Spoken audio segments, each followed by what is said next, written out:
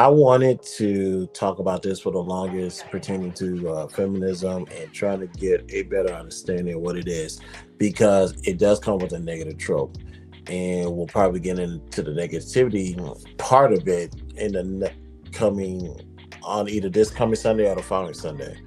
We're going to get into that, trying to break it down. But I have to ask myself, what is feminist? What is a feminist? Which is obviously advocate of feminism. Okay, so what is feminism? What are the core beliefs? Now, granted, I was trying to do my research and figure that out on my own, but then a couple of years happened. Well, yeah, 2023. There was a Netflix special, and this world-renowned, legendary, goat-like comedian spoke about it, and I believe his perspective on it opened up my thoughts and my brain and my eyes, my heart, and I'm looking like, why didn't how come I didn't put two and two together? But let's play the video and you guys will see what I'm talking about. Let me remove this and let's do this. People say things to me all the time, but what you don't know is it does affect me. I think about it. And that one bothered me a lot. I was driving home, couldn't stop thinking about what this woman said because she's not the first woman that said that to me. It's puzzling. You know what I mean? Like, what could I possibly be saying that would make these bitches think I hate women?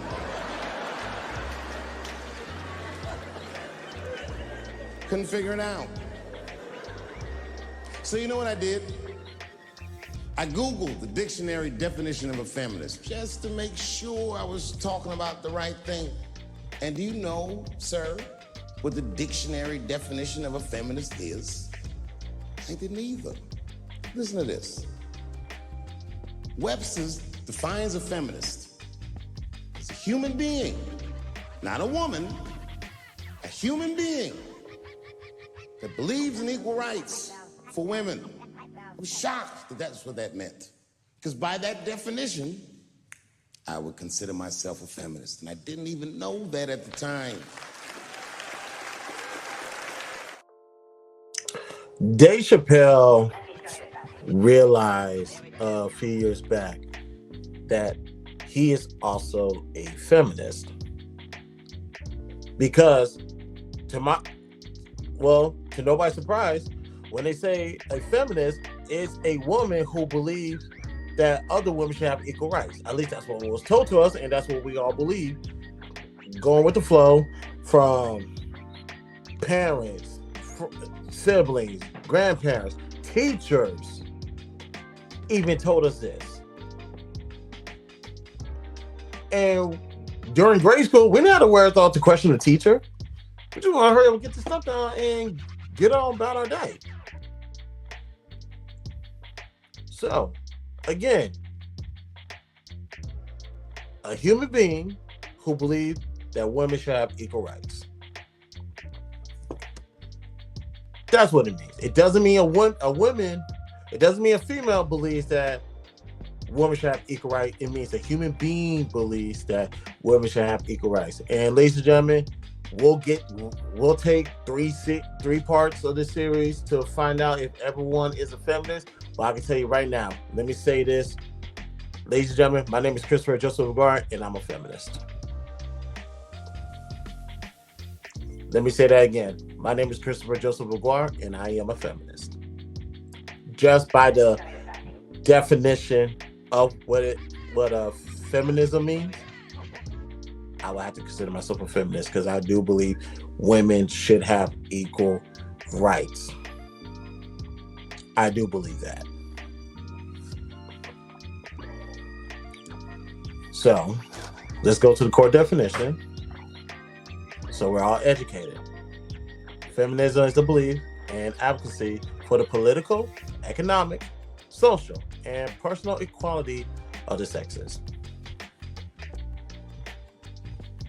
Christopher Joseph Vergara, at this current point, is still a feminist. Let's keep going. It challenges patriarchal systems that prioritize male perspective and treat women unjustly. I don't believe anybody, including women, should be treated unjustly, especially given that they are a female. That doesn't mean they should be treated less. I am still a feminist. At its heart, feminism seeks to ensure all genders have equal rights, opportunities, and respect for diverse experiences. Ladies and gentlemen, Christopher Joseph Lagarde is still a feminist based off of those core definitions. I am still a feminist. And I am not ashamed to say that I am a feminist now that we have concrete outlines of what it means to be a feminist to its core. Now, if you're not a feminist, that means you don't believe that women should have political, economical, social, and personal equality. If you're not a feminist, you do believe that women should be treated unjustly in the patriarchal system. If you're not a feminist, you don't want women to have equal rights, opportunities, and respect and diverse experience as everybody else. That means you're not a feminist. And let's get to this one part. It challenges patriarchal system that prioritizes male perspective and treat women unjustly.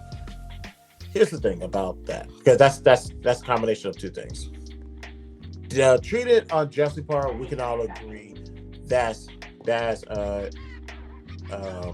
no. I want to say irreprehensible, but I feel like I was going to butcher that word. Now, when it comes to a patriarchal system, I have the blessings of being in communication with women who is not surviving, but thriving in a patriarchal system. Now, with that, because that's actually going to lead to another conversation down the road. When it comes to a patriarchal system, it sounds, what people are going to paint it as is women living in the shadow of men and not being able to shine. Not knowing that in this, because I'm telling you what I've been hearing for the last 4 years. In the last 4 years, talking with women who is thriving, not surviving, thriving in a patriarchal system, I'm listening to them just the same thing I've always told everybody to do, which is one of my core principles. Play your position, move in silence. Play your position, move in silence. Like I said, I finally articulated that word in the last couple of years thanks to assistance, but deep down to my core, that's what I always believe. And in said patriarchal system, what they're telling me is they're getting ahead in life a lot further if they was doing it solo dolo or in whatever matriarchal system is out there. I'm not saying the matriarchal system is bad. That's not what this conversation is entailed today. Maybe we talk about that sometime down the road if I feel passionate to talk about it, but quite frankly, I don't. But not to say my mind won't change later on. However, in this system, I know people always say rest in their femininity, and we're going to talk about femininity and masculinity down the road as well. Get into the core of that. They are able to be the queens that they want to be. In the patriarchal system, how the men has it set up is not to enslave them.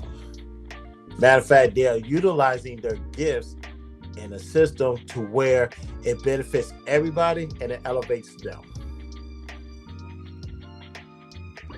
That's the system that they're in.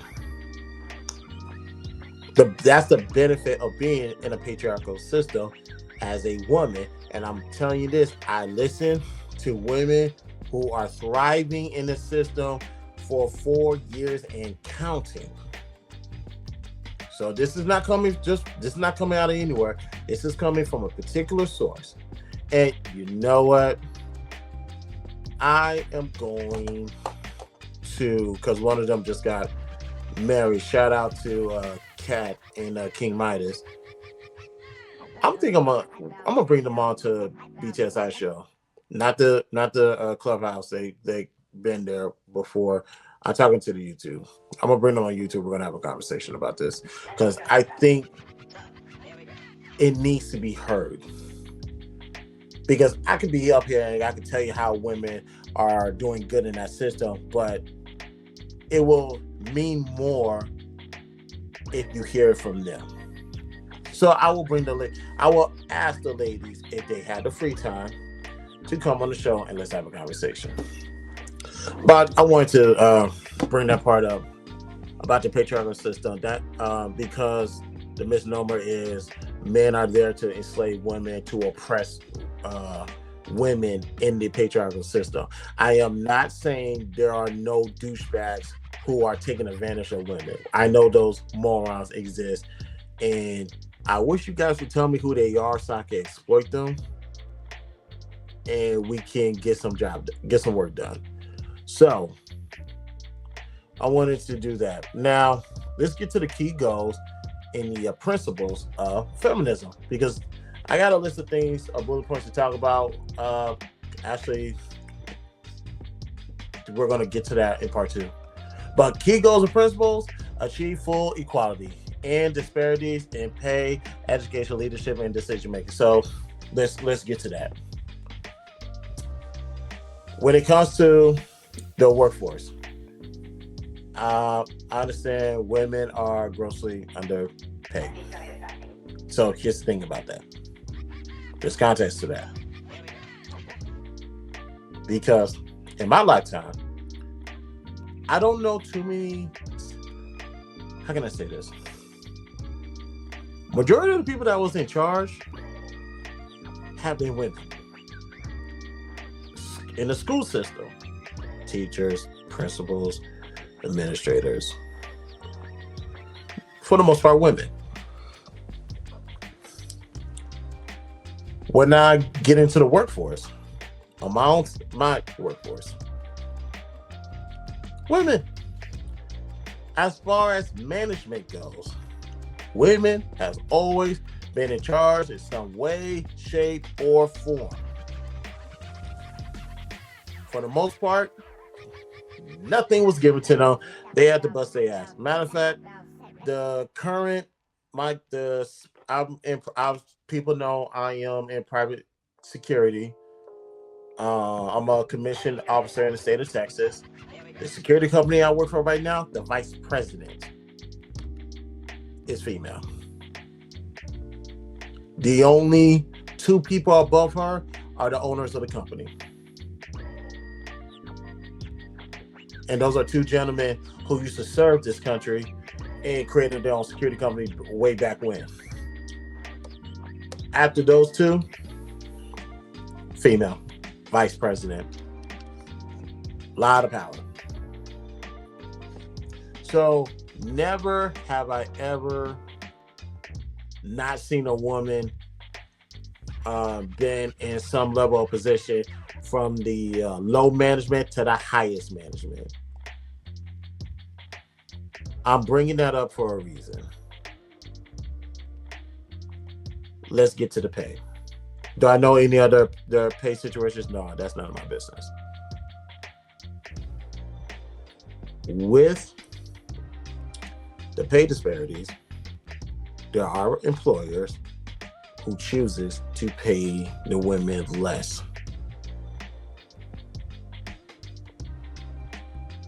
It could be a multitude of things.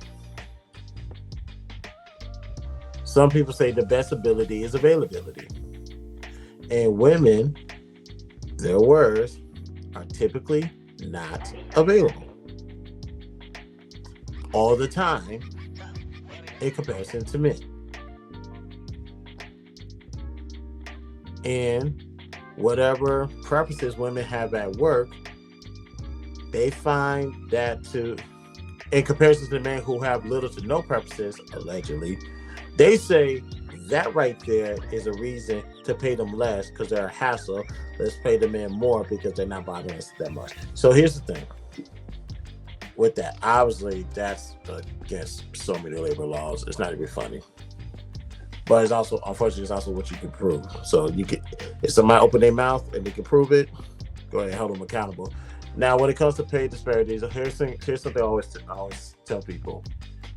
I do believe that whatever job I do, if she can do the job, she needs to get the same pay as I do. However, the only thing that's gonna separate that is my resume. That's gonna be the only difference. Resume is gonna determine who gets paid more and who doesn't. Now, like in my security experiences requires me to probably get paid more than certain people. But if there's a woman who has the same resume as I do, or a far more prestige resume, yes, she should get paid more based off of that. To pay her less, that's injustice. And yes, that has to stop. That 100% has to stop. Now, as far as education goes, I don't know too many, uh, and I'm open to being wrong. Please feel free to correct me. I don't know too many places where women are not getting educated. I think them getting a degree is not a problem.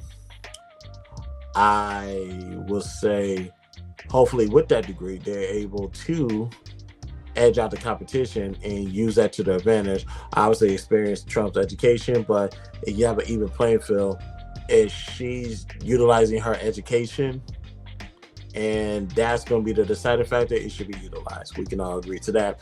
Um, as far as the leadership and decision making goes, um, let me tell you this. I expect adults to be independent, self sufficient, and also to be a leader. That's all adults. And when it comes to decision making, ladies and gentlemen,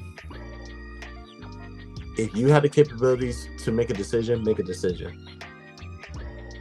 And if, as a man, if, because I've done this before, plenty of times at work, I will, I will sit back.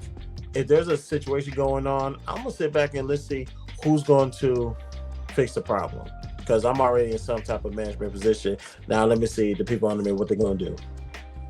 I had to let the ladies know, the women that was out that was working underneath me. It's like I'm giving you the opportunity to make a decision right now. With whatever was going on in the office and on the property, I want to see your decision making skill. I want you to lose it. I want you to have faith in your what to say, courage of your convictions. I want you to trust yourself. Make a decision. If you make the wrong decision, that's okay. We can analyze it and walk it back. But I'm gonna put you in a position so you can make a decision when I'm not around. So that way you can start getting comfortable making your own decisions and your own right decisions, and you can start building up your confidence.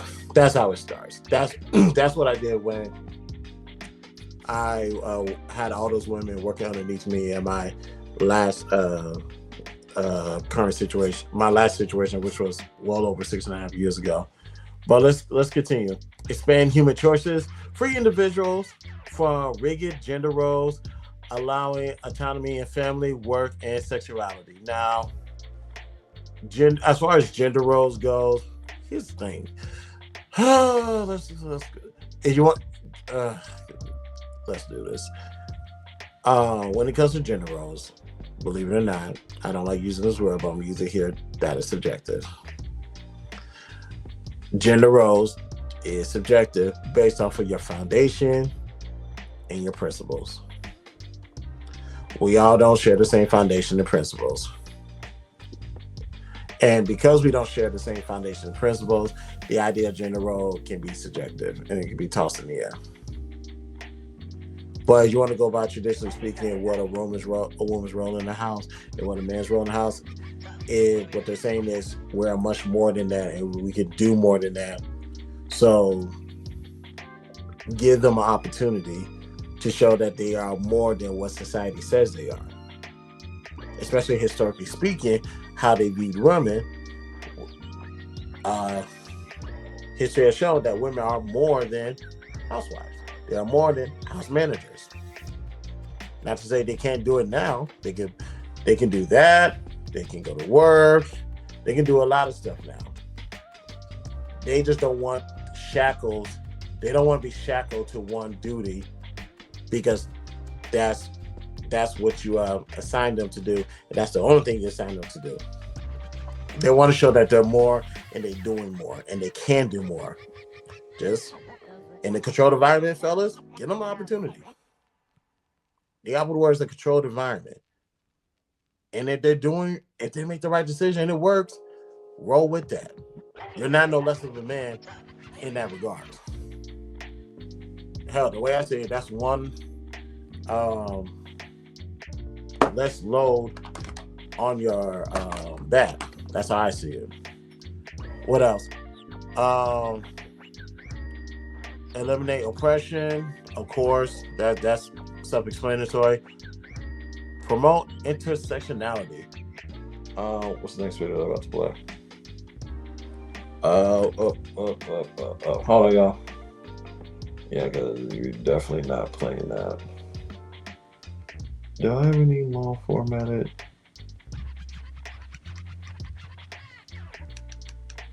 Hold on, y'all. I know, but that's fine right now. Just trying to make sure.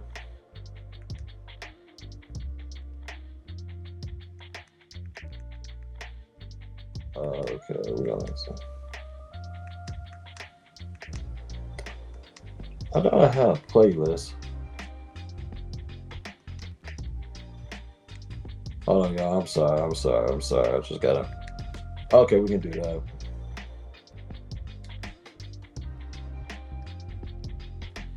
Yeah, let's do that. Just to be on the safe side. Oh, my neck.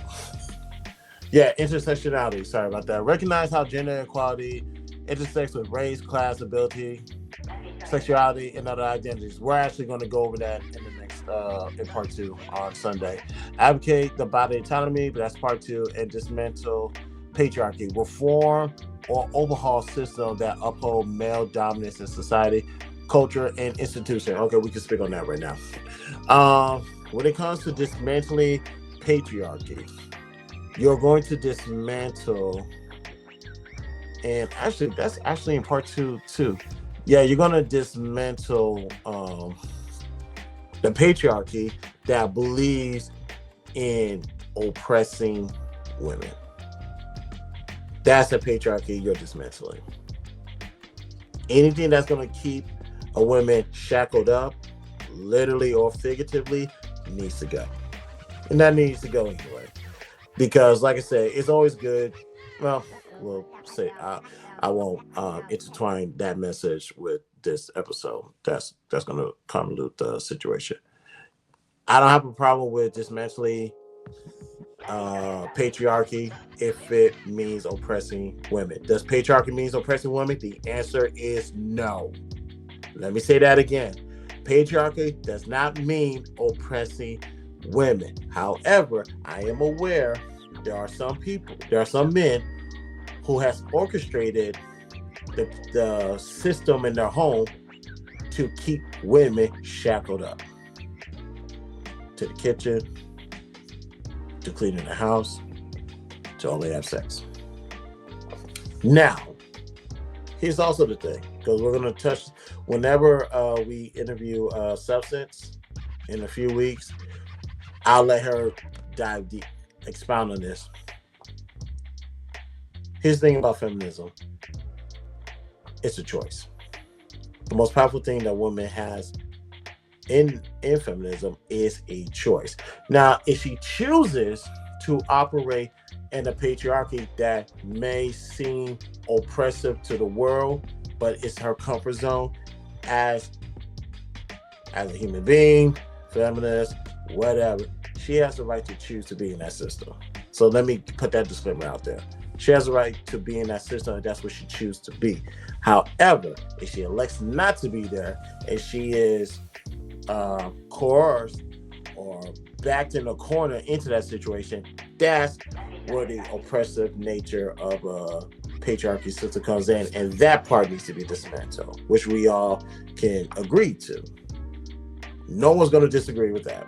No one outside of the trolls is going to agree that all women should be oppressed.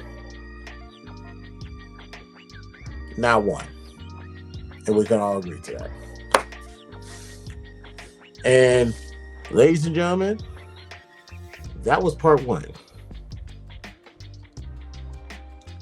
Now, we got two more parts to go. Like I said, we was probably not going to answer this question in this series or in this episode. But at least we all know that Christopher Joseph Gar, which is me, Christopher J, I am a feminist. Because I do believe in advocating equal rights for women. I do believe that. Now, I'm going to let you guys think about this for the next two episodes. If you're not a feminist, I would ask, do you want your mother, your sister, your grandmother, your aunts, your female cousins, your nieces, your wife, your daughter, when they go into the real world, especially when you're not around to protect them or fight for their honor in the immediate moment of a injustice that's coming their way, do you believe that those women that I just named should have equal rights? Let me say the names again. Do you believe your mother, your sister, your grandmother, your aunties, your female cousins, your nieces, your wife, your daughter, or even your female friends, do you believe that they deserve equal rights like everybody else? If the answer is yes, hold on to that. We will spin the block on that in the next episode. And we'll probably spin the block on that in the finale. All right? All right. Now, that was part one of Everyone is a Feminist, ladies and gentlemen.